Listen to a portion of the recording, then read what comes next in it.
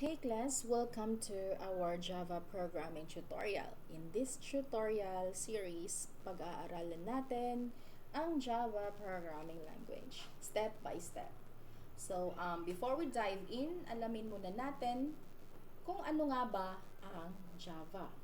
So, si Java is one of the most popular and powerful programming languages in the world.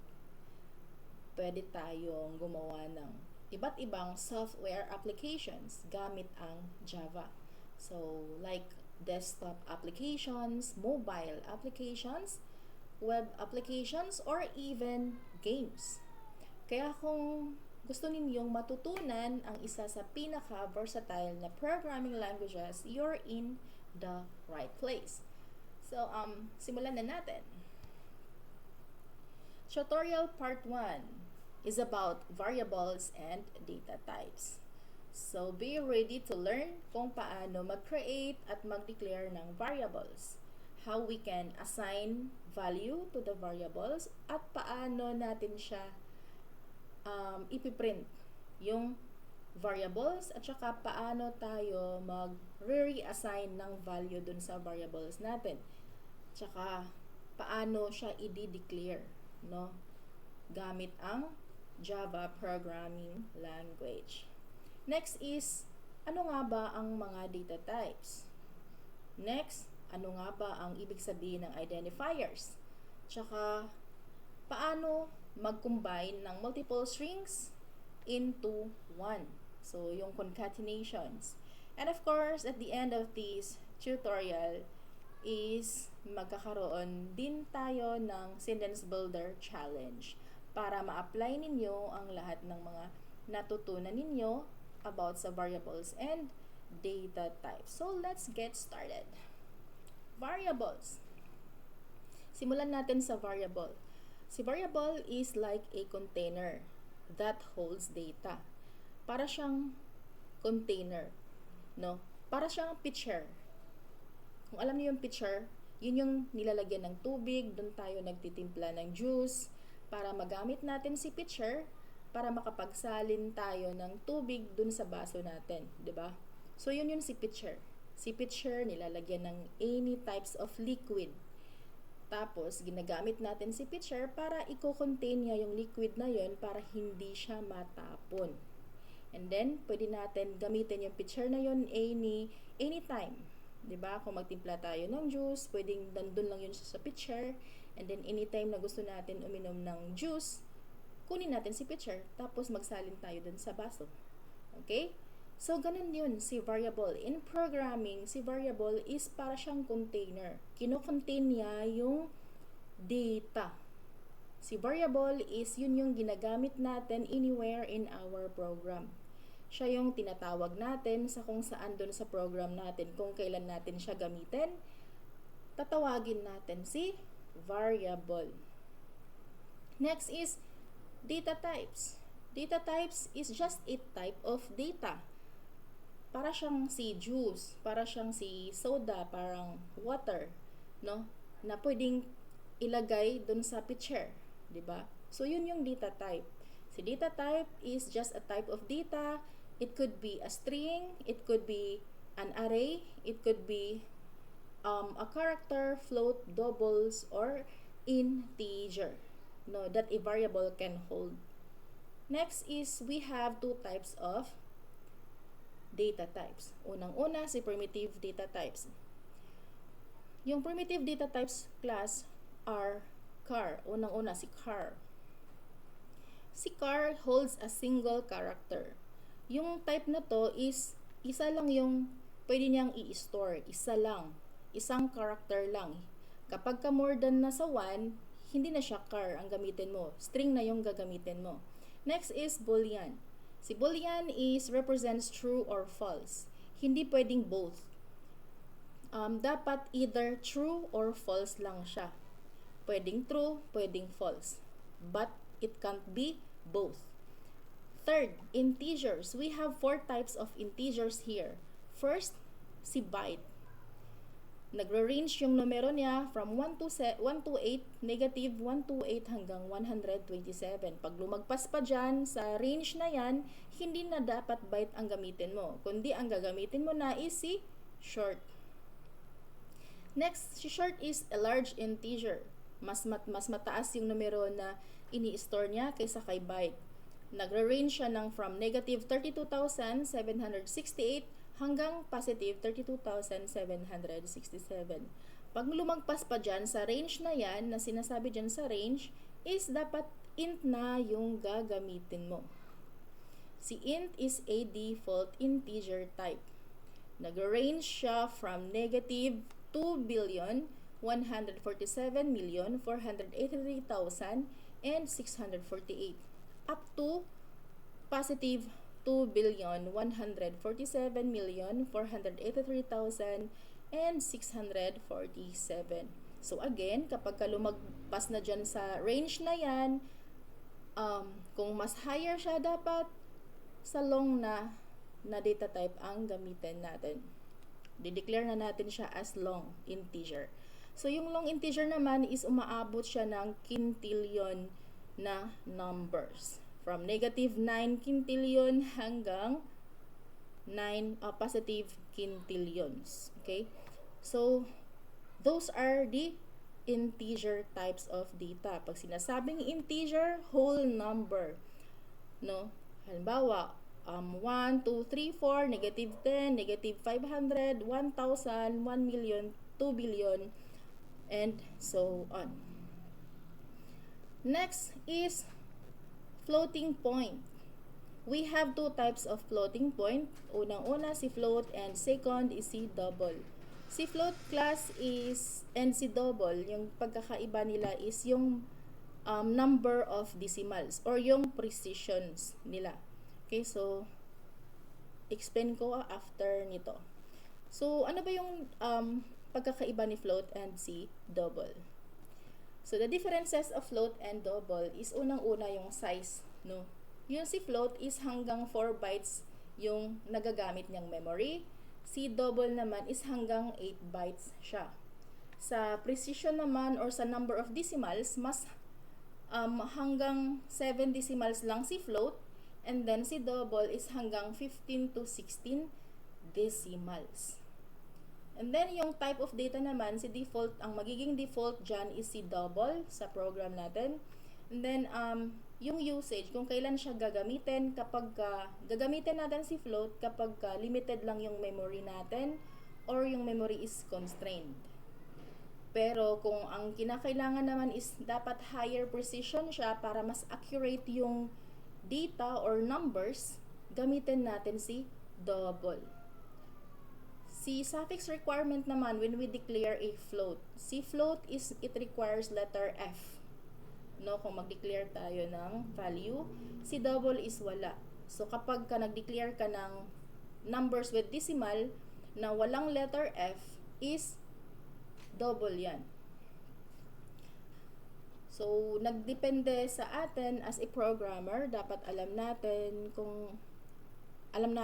natin kung ano yung mga gagamitin nating mga data types. Importante yun. Okay? So, next, non-primitive data types. We have two, string and arrays. Si string class is a sequence of characters. Kung kanina si char na type is just, it holds a single character lang. Halimbawa, isang numero, isang litra, or isang special character. Si string naman is, can hold a series of characters. Bahala kung ilang characters yung ilalagay mo dyan. Sentence ba yan or paragraphs. Pwede dyan kay string.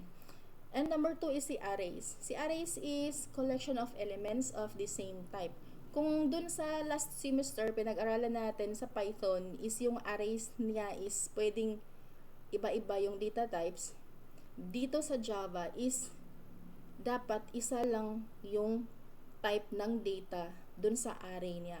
Okay, so I will create a separate video for this para sa arrays. Next is identifier. Si identifier class is just a term used to identify variables, methods, classes, or any entities in your code. Parang ano lang siya, na-identify natin yung mga variables natin using the identifier. Yun yung mga variable names. So, yung mga variable names natin or identifiers, it must be unique, hindi siya duplicate, and very descriptive. Kung ano yung purpose niya, kung ano yung klase ng data na hinuhold niya, dapat yun yung ipapangalan natin. Halimbawa, yung age. So, yung hinuhold niya doon na value is for age. So, ganun tayo mag-naming ng ano natin ng mga variables. No, so yung identifiers is it acts as label. So, para siyang label within our program na ina-assign natin, no, dun sa mga value natin para magagamit natin siya anywhere in our program. Next, meron tayong mga rules of identifiers na dapat nating tandaan. Unang-una is hindi tayo pwedeng mag-create ng variable name or identifiers na may mga ibang special characters aside from underscore and the dollar sign. Apart from that, wala, hindi na siya pwede, invalid na siya. Next is cannot use white spaces. Yung variable natin, halimbawa, di ba, mayroon tayong multiple words na variable names or identifiers. Like for example, full name. So, dalawang words yan. Si full at saka si name, right? So, to separate those para mas readable siya, gagamitan natin siya ng either underscore or gagamitan natin siya ng naming convention na si camel case. But we cannot use white space. Hindi pwede yung space. Or else, invalid yon. Third, we cannot use numbers alone when we name variable. Kasi mag-error din siya, invalid siya. Number 4 is we cannot create an identifier that begins with a digit. So, halimbawa, full name 2, tapos full name. Hindi pwedeng ganun. Bawal yun. So, those are the rules na kailangan nating tandaan para makapag-create tayo ng program na error-free dun sa ating Java. Next, how do we declare a variables using Java programming language? Yung syntax is data type, space, identifier. So again, si identifier class is just a variable name. Si data type is a type of data. So kapag nagdi-declare tayo ng variable na wala pa siyang value, is ganito yung syntax niya. Data type, space, identifier, and semicolon. Kung mag-declare naman tayo ng variable with the value, is the same din, data type, space, identifier, then followed by the equal sign, and then yung value, and then yung last is yung semicolon. So, ganito lang yung tatandaan natin. Sabi na ni ma'am, data type daw yung una. Sunod is space, sunod pangalan ng variable, and then semicolon kung walang value. Kapag may value naman is meron siyang equal sign, and then yung value natin with semicolon again as a terminator sa mga line natin. Next, reassigning value. Pag nagre-reassign tayo ng value, hindi na natin lalagyan pa ng data type kasi nga reassigning Meaning, nag-declare ka na sa taas. Balik tayo dito. Data type, identifier, wala pa siyang value. Tapos, pagdating mo dito sa pinaka-next line of code, meron na siyang value. So, hindi na natin siya kailangang i-initialize with the data type. Pwede na nating tawagin si identifier lang, followed by the equal sign, and then yung new value niya. Then, semicolon. So, ganun lang. So, that's it. And then, para mas maklaro natin yung sinasabi ko, para malaman ninyo, punta tayo dun sa ating IDE or NetBeans para ma-demonstrate natin yung mga sinasabi ko. So, here. So, ito yung NetBeans class, Apache NetBeans. So, hindi ko muna siya i-explain nito kung paano ako gumawa ng project at ano yung mga ito, no? I will create a separate video for that kasi it requires a knowledge about packages and how to import classes, how to import packages, and how to create a class or a main method. So, ano muna tayo dun sa mga basic. I-skip muna natin yun. So, when you create a project, Java project, and then meron na kayong nilagay na class, ganito yung magiging itsura niya. Tapos, itong nakita ninyo na public static void main string args, ito yung main method. This is always a main method. And then class, laging tandaan ng isang Java project is isa lang talaga yung main method niya. There will be multiple of classes, there will be multiple packages, but there is only one main method at saka main class. Okay, so this is it. So, yung sinasabi ko kanina, we declare a variable. Like, for example, declare empty variable. When we declare empty variable, like, for example, let's say we have car, middle name, empty, meaning ganyan, diba? Kasi, sabi kanina sa syntax is data type, tapos identifier.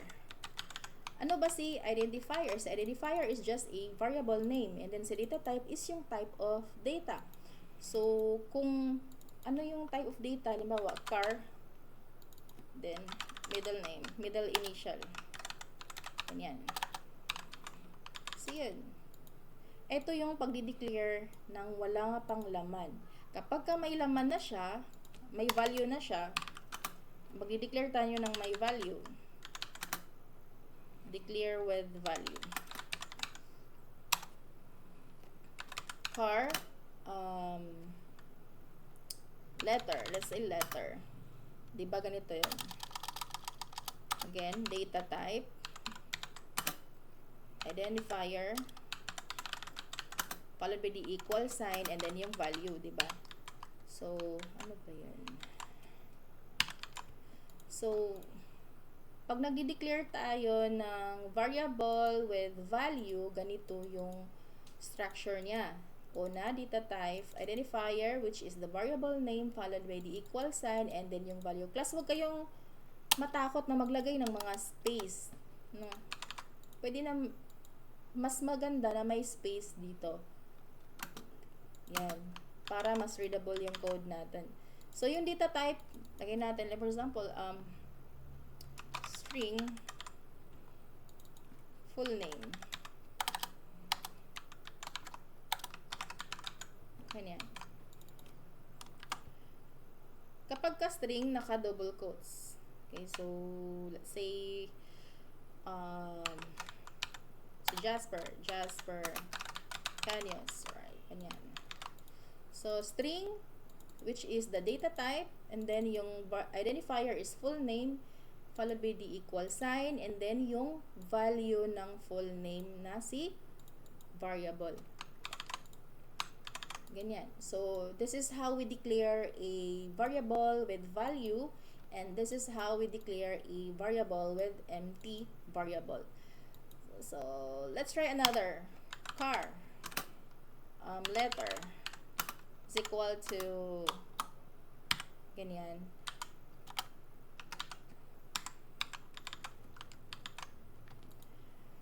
So, we declare a data type car, letter is the identifier, and then yung value niya is isang literal lang kasi nga car. Si car na data type is intended only to hold one character lang. So, let's try to add more character.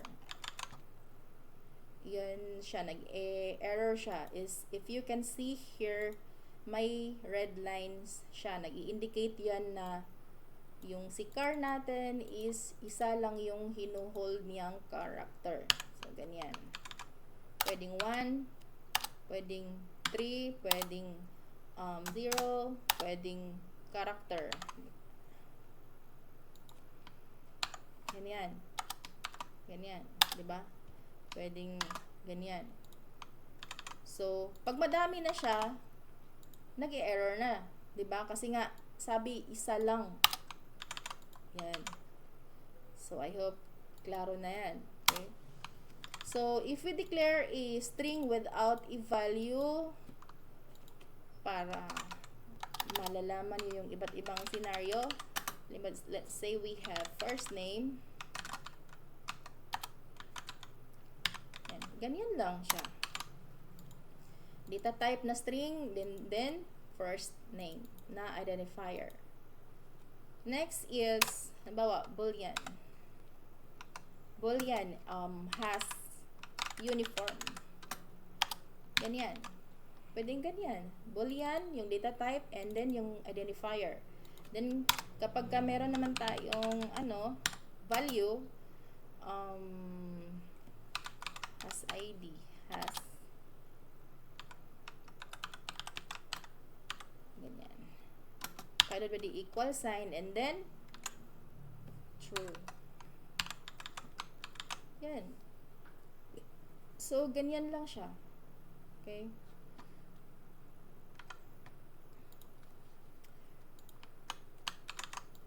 Ganyan lang siya. So,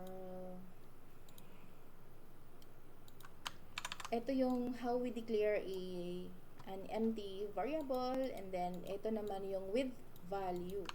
So, the same as kung byte na data type, let's say age. Si age natin, wala namang age na hanggang 137 kasi swerte ka na umabot ka ng 100, 'di ba? So, this is error class kasi si byte, 'di ba? Nagre-range lang siya ng from negative 128 to 127 lang siya, 'di ba? So, let's say let's try to 128. Error pa din. May indicator dito na error, nag-red line siya. Pag 127 lang, is nawala na yung error kasi up to 127 yung byte natin. Kapag ka negative naman, negative 130, error pa din yan kasi yung ina-accept hanggang negative 128 lang siya. Diba? So, kung maglalagay tayo ng negative 1, it's fine. Kasi hanggang negative 128 yung kaya niyang i-hold up. No? Pag 1,000 naman dyan, error na yan. Kasi si byte hanggang 127 lang. Okay? So, ganun, class. Let's say 100. Yan. Pag nagde-declare tayo ng short number, let's say, distance. Negative 32,768 siya. Diba? Ganito lang yung niya, yung short.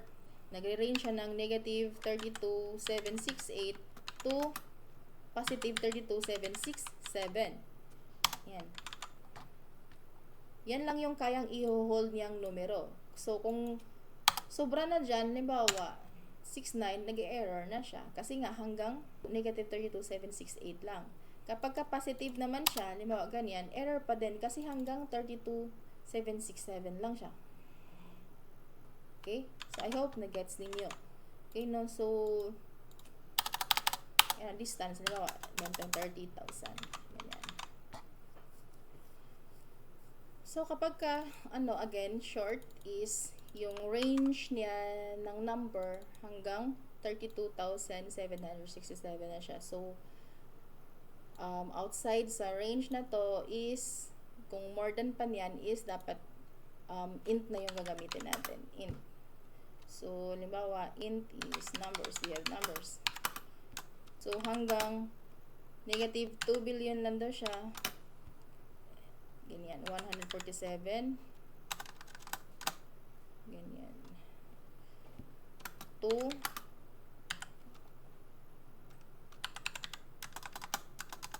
Ganyan.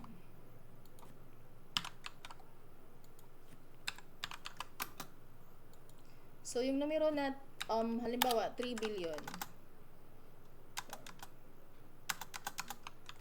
Yan, mag-e-error na siya kasi nga hanggang 2 billion lang yung kaya niyang i-store. 2 billion and 147 million and so on. So, kapag alam naman natin na more than sa range na to, is outside na siya sa range na yan, para sa integer is gagawin na natin siyang long. So, this is how we declare long ganito yung pag-declare ng long. Naglalagay tayo ng suffix L. Okay, so let's say we have distance to moon is equal to 1, 2, 3, 9,000, 900,000. This is, ilan na ba to? 900,000, 900 million, and yan. So, error na siya, no? Kasi dapat merong L. Try natin ang maliit na L. Pwede rin. Pwede rin yung lowercase na L, pwede rin yung naka-capitalize na L. So, kapag long yung number na kailangan na i-store, gamitan natin ng long, tapos yung value niya is with a suffix na L. So, yun lang. So, again class, halimbawa, meron ka ditong nadi-declare ka ng integer na wala pang laman. Ganyan lang din siya. The same lang siya, 'di ba? The same lang, data type, identifier, data type, identifier, data type, identifier, and data type, identifier, then with semicolon. So, tatanggalan natin ng mga semicolon si mga yan. Mag-i-error sila. Kasi it requires a terminator. So, sasabihin niya lang, pag ipo-point out nyo yung error dito sa may sa may lines, sasabihin niya na semicolon daw is expected. So, lalagyan natin ng semicolon. It requires a semicolon. Now, dito rin, sa may value, it requires semicolon also. So, nasa syntax na niya yan plus sa Java na may semicolon sa end ng line, code line. So that's all. And next is, sana tayo, dapat daw si identifier is a unique. Like for example here, dapat unique daw yung identifier natin. So let's say meron ka na namang variable, naglagay ka ng variable na numbers.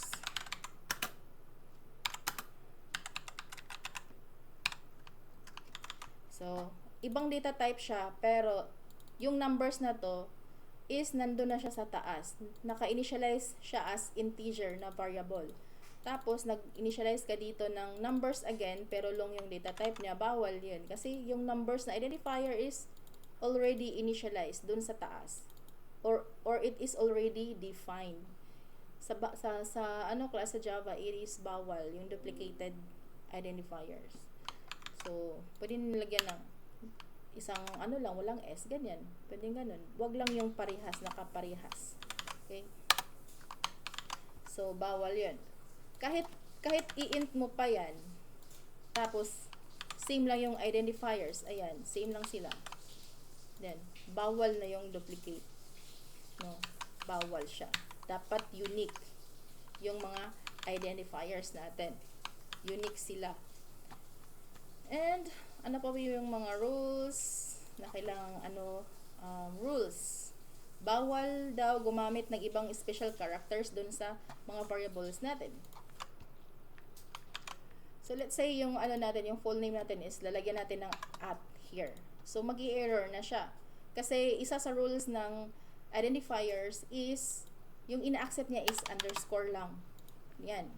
Yung underscore or yung $sign.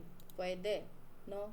Kahit saan mo ilagay yung sa gitna or sa end natin.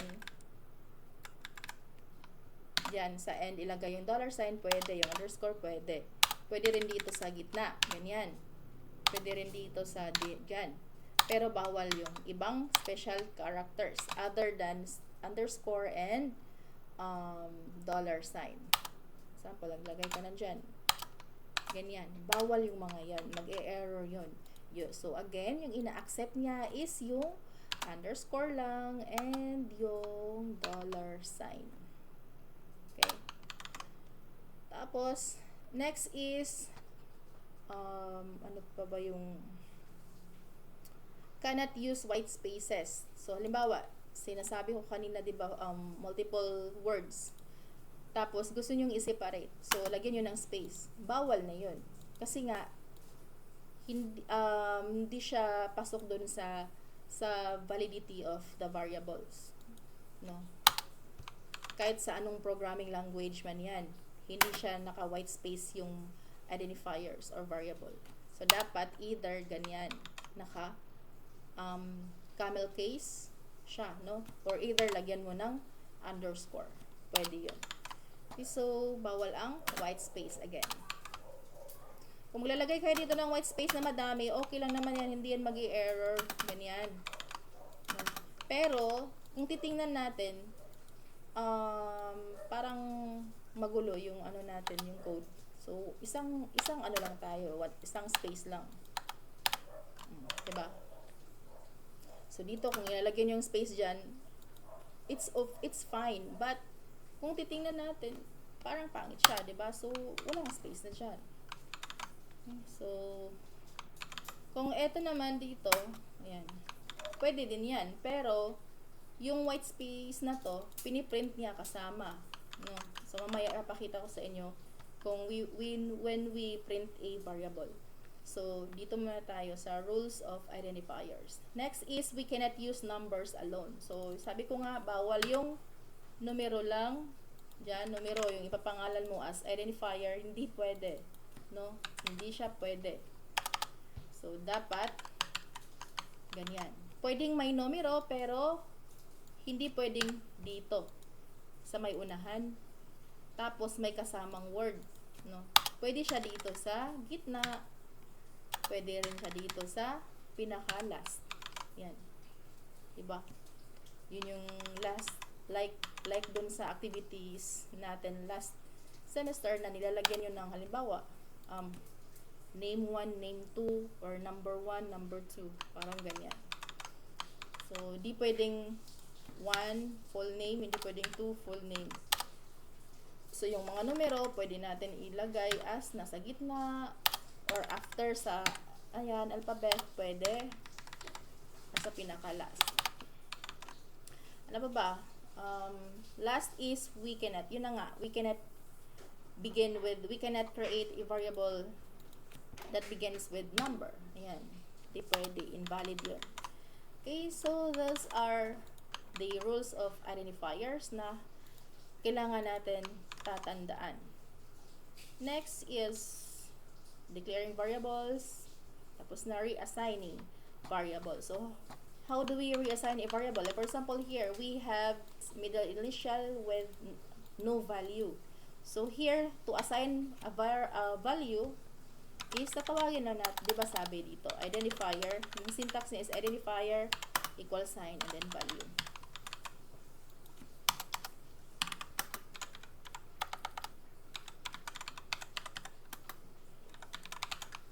So, ganito yung syntax niya. Identifier, so, yan, si middle initial, then yung new value ni middle initial is, tingnan nyo, naka-double quote siya. So, bawal. Kasi nga, nadidetect niya na si middle initial na identifier is a car type of data. So, kapag car type of data, dapat naka-single quote. So, that's it. If i-reassign natin si full name here, tatawagin natin si full name, i-reassign natin with new name.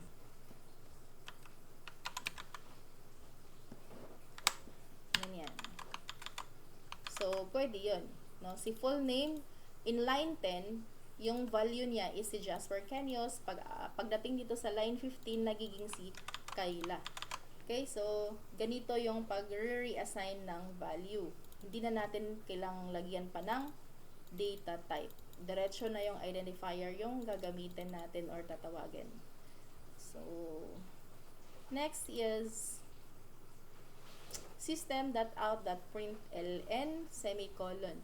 It is used to display text or output to the console. Yung purpose niya is walang iba kundi magdi-display ng kahit na ano doon sa console natin. For example, here, string, data type, identifier, followed by the equal sign, and then pangalan, then pinrent niya si name. Okay, so let's do that. Here. So, system out. Okay, so, ipiprint natin si full name dito sa loob. Then, we run our program.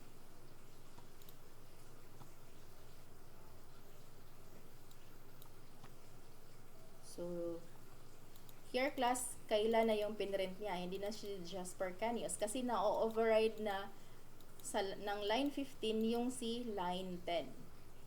So, alisin natin to. Tingnan natin kung kailan, ano po yung lalabas dyan. Yan, si Jasper Canios niya. Kasi, wala namang dito sa baba na in-override niya yung value ni full name kasi inalis ko na. So, as you can see here, class, merong space dito. Dahil yan dito, sa may space, isang space. So, pinrint niya ulit, or pinrint niya yung isang space dyan. So, kung madaming space ang nilalagay mo dyan, yan yung ipiprint niya, isasama niya. Kasi naka-enclose siya sa isang string. Ayan. Diba?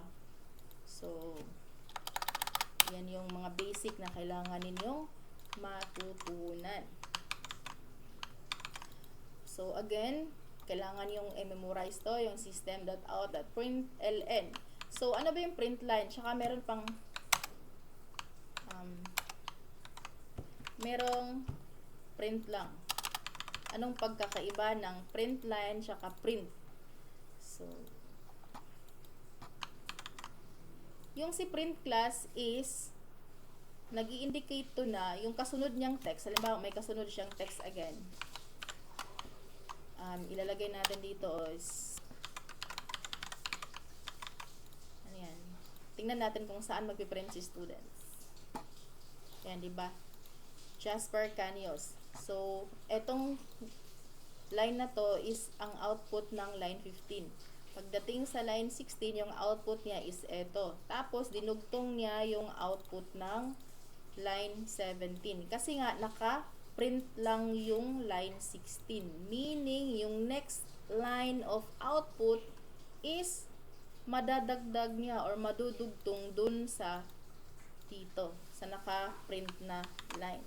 So, those are the differences between using println and print lang.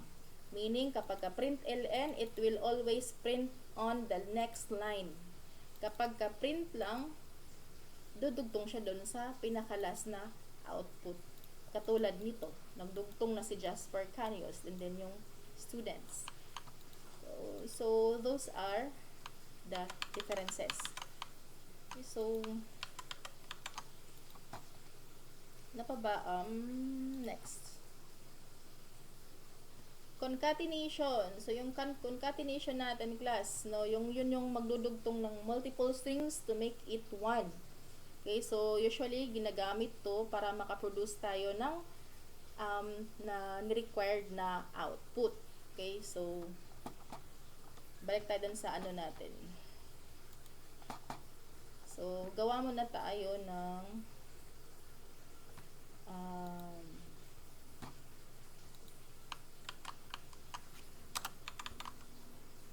gagawin natin itong first name.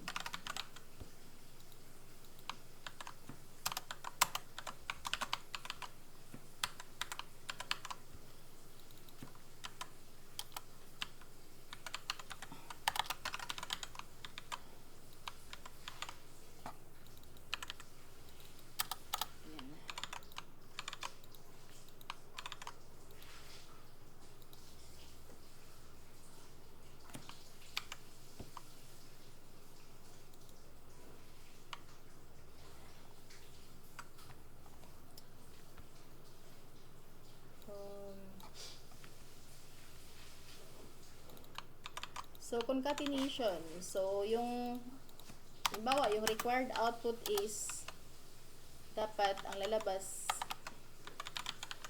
Jasper and Canios.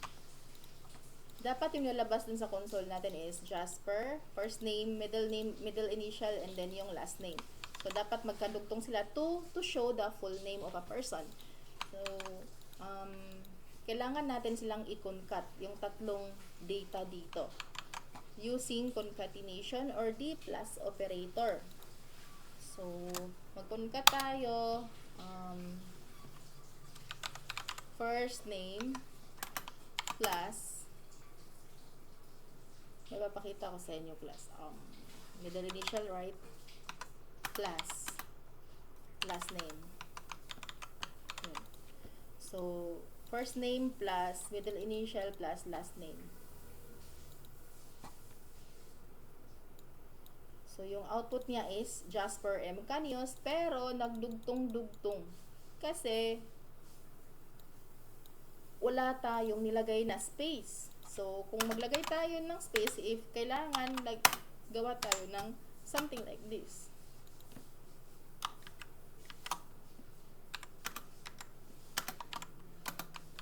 Ganyan.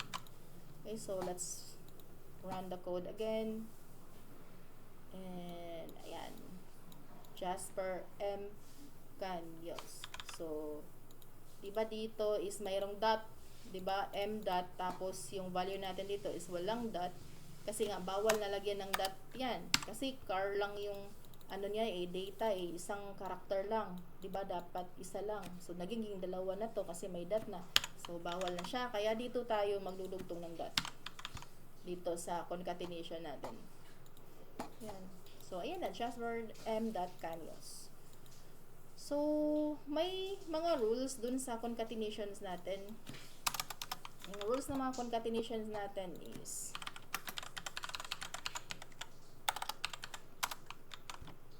concatenation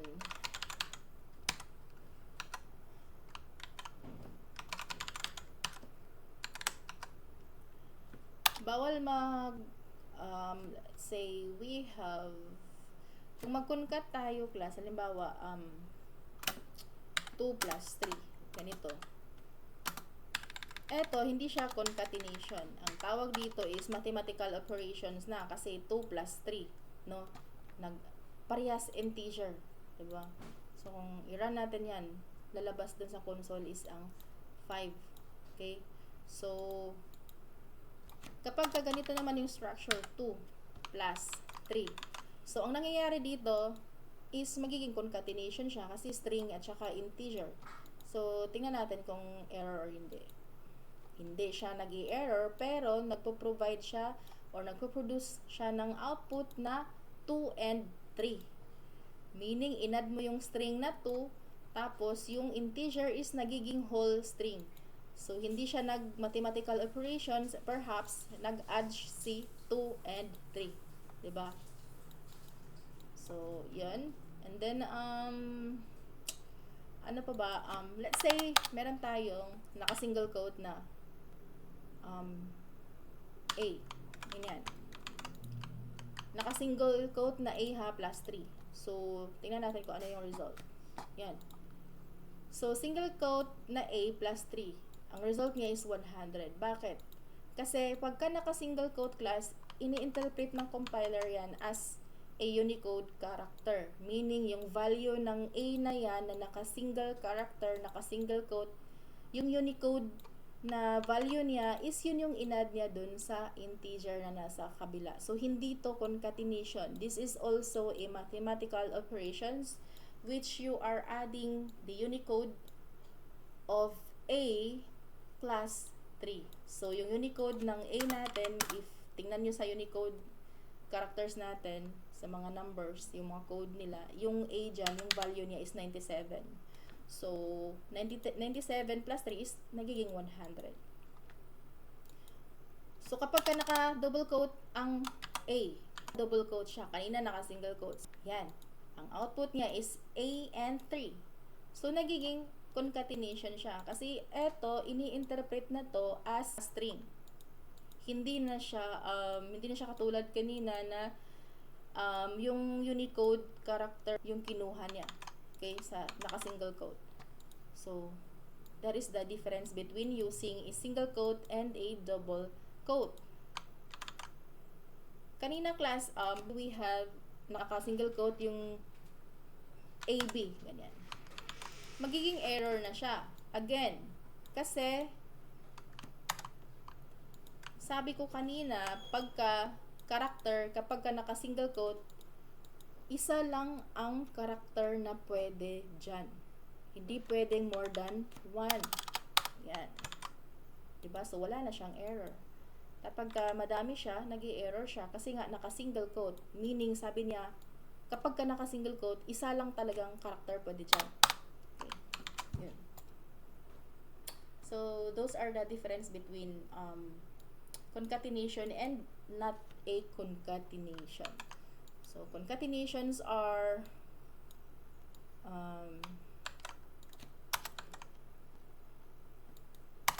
concatenation is A. Ganyan, concatenation to. Ito na. Not a concatenation and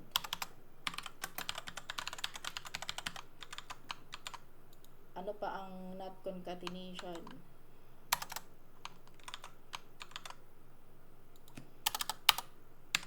Ayan, mathematical operations yan. So, ito, string plus integer. So, nagiging, ang output nito is A3.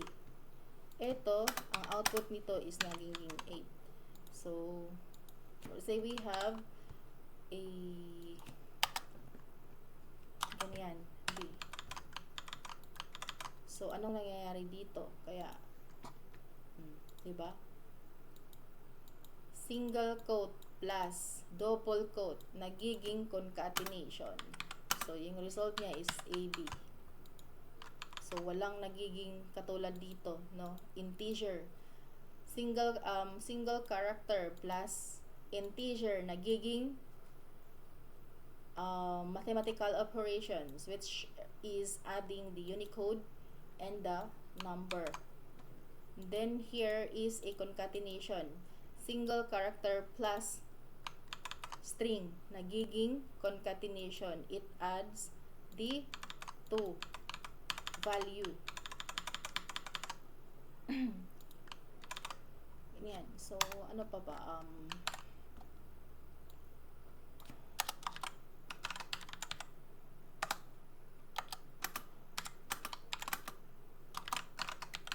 Hello world. Yan. So, hello world is, yung output nito is hello world. Diba? Let's say, gagawin natin tong double quote. Ay, single quote. Nag-i-error nga, again, kasi nga, madami na siyang characters na nasa loob. So, kapag ka naka-single quote, isa lang yun. Okay, so, pinaulit-ulit ko na. Para mas klaro. Ano pa? Dalawang numero. Sige, para alam natin. Na naka-string. 2. So, eto, yung output nito is nagiging 2, 5. Yan, diba? 2, 5. Hello world. AB, A3. Okay? So, that's all for the concatenation. I hope na-gets ninyo yung class, no, ang about sa variables and data types. So, let's move on to self-descriptions and then challenge, no? So, create a program in Java that outputs the following here. So, yung sample output natin is ganito, no? Like, for example, hi, my name is Yori C. Codex. I am 28 years old. And then, my IT 112 final grade is 1.5. And then, I love programming. So, yung nakabold dito, which is eto, Yori C. Codex. These are a variables. No, si Yori, para sa first name yan, si C, middle initial, and then si Codex is for the last name. And then si 28 here is the age, variable din yan. And then si IT 112 is variable din yan. And then again, si 1.5 is variable din yan. So, create a program that displays the following output like the sample output na na-provide dito. Okay? So, yun ang gagawin. Itatry nyong gawin. So, you can write it on your notebook na para lang sa IT 121 na subject.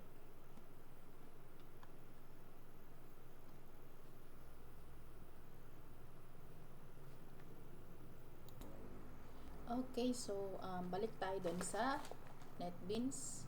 Gagawin natin yung challenge. May variable tayong first name.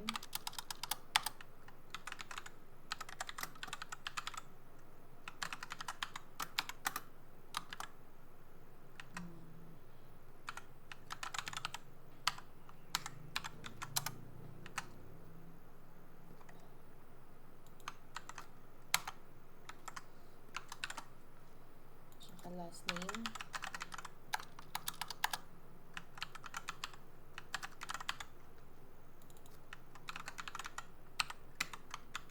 Tapos, yung middle name natin is, ano lang naman siya, initial. So,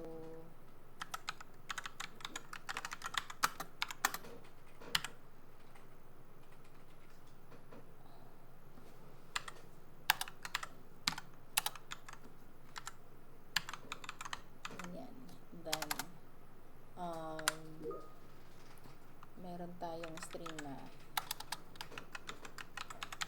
subject.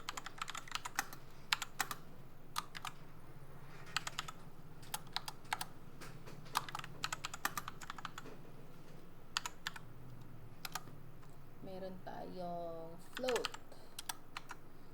na grade equal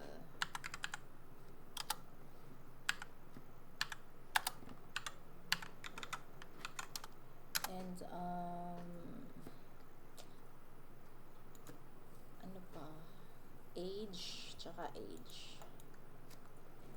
Yung age natin, ano na lang, byte, kasi kaunti lang naman yung number sa age.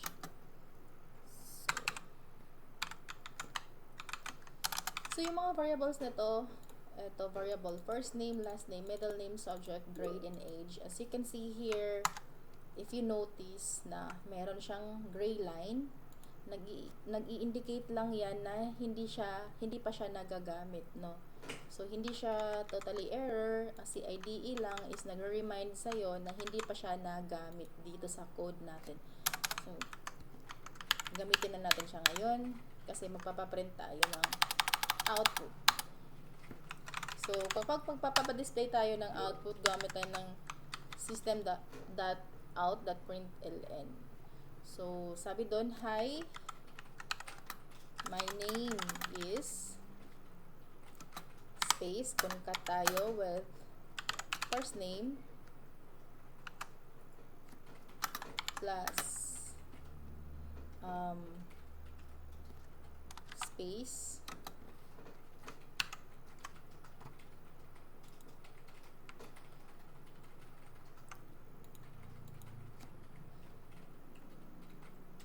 tapos plus middle name plus space para dun sa space between middle name and last name. Yan. Tapos may dot pa ba yata? Wala na. Okay, so sa middle name daw may dot. Yan. So hi, my name is first name plus space plus middle name plus dot with space and then yung last name. Then next is I am system.out.println. I am age 27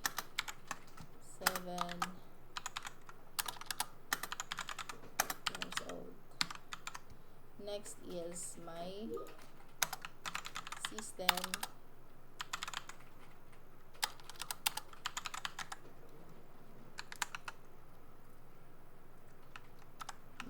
subject, yung subject natin is variable, so tatawagin natin si subject, my subject grade, my subject IT112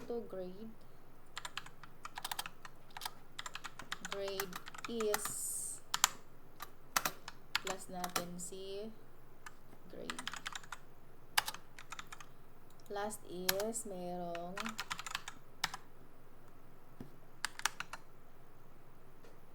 I love programming.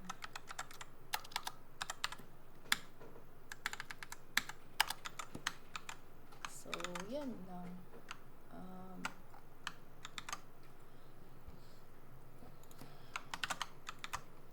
So, meron tayong ilang line of code here. 1, 2, 3, 4, 5, 6, 7, 8, 9, 10, 11, 12. So, meron tayong 6 na variables and 4 na print. So, let's run our code.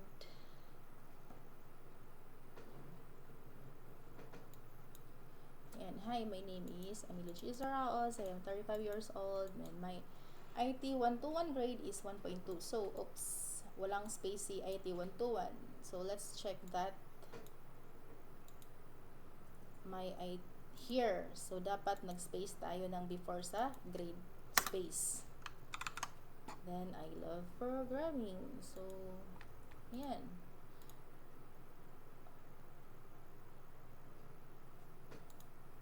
Ito na yung final output sa activity natin. So, I hope nagawa nyo in your own, no? So,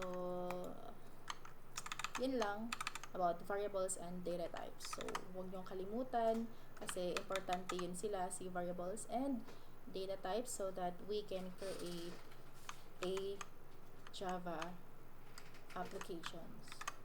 Goodbye!